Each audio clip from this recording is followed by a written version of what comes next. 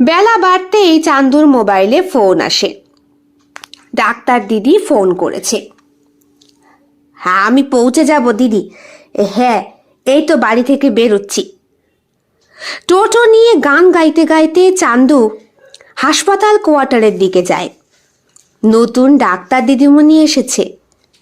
নামটিও বেশ সুন্দর তার, আর তার সঙ্গে সঙ্গে দেখতেও ভারী লক্ষ্মীমন্ত, পয়মন্তী মেয়ে যাকে বলে। বাড়ির সামনে এসে খানিকক্ষণ টোটো শব্দ করতেই ঘরের ভেতর থেকে ডাক্তারি পোশাক পরে যিনি বেরিয়ে এলেন তিনি টুয়া। পরনে তার আজ শাড়ি রয়েছে, যদিও চোখ মুখের অবস্থা বেশ ভার। দিদি, আজকে আজকে তোমাকে ভারী সুন্দর লাগছে। যা, কি যে বলিস। শুনলাম তোদের ওখানে নাকি বাঁশবাগানের জঙ্গলে কি সব একটা হয়েছে।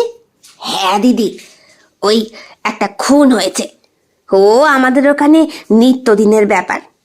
যে খুন হয়েছে সে সমাজের ভালো লোক নয়। যে খুন করেছে সে ভালোই করেছে। কি বলিস, তবুও সেটা তো খুন। এসবের জন্য তো পুলিশ আছে, প্রশাসনিক কর্তারা আছে, আইন আছে।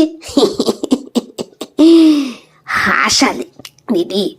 আচ্ছা ঠিক আছে, চল, আমার দেরি হয়ে যাবে।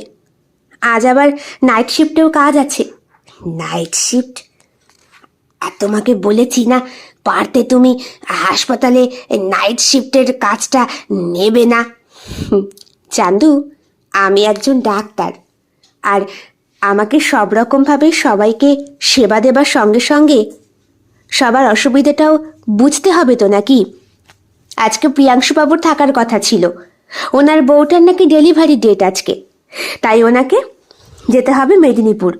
আমি কি করে বারণ করি বলতো? দিদি, আমার কিন্তু। টোটো ছাড়ার সঙ্গে সঙ্গেই ওদের মধ্যে কথা চালু হয়।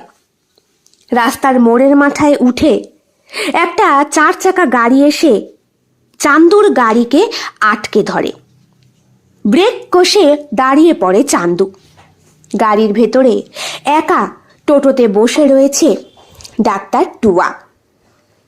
বেশ অসহ্য দৃষ্টিতে তাকালেন তিনি ওই 4 চাকার ড্রাইভারের দিকে।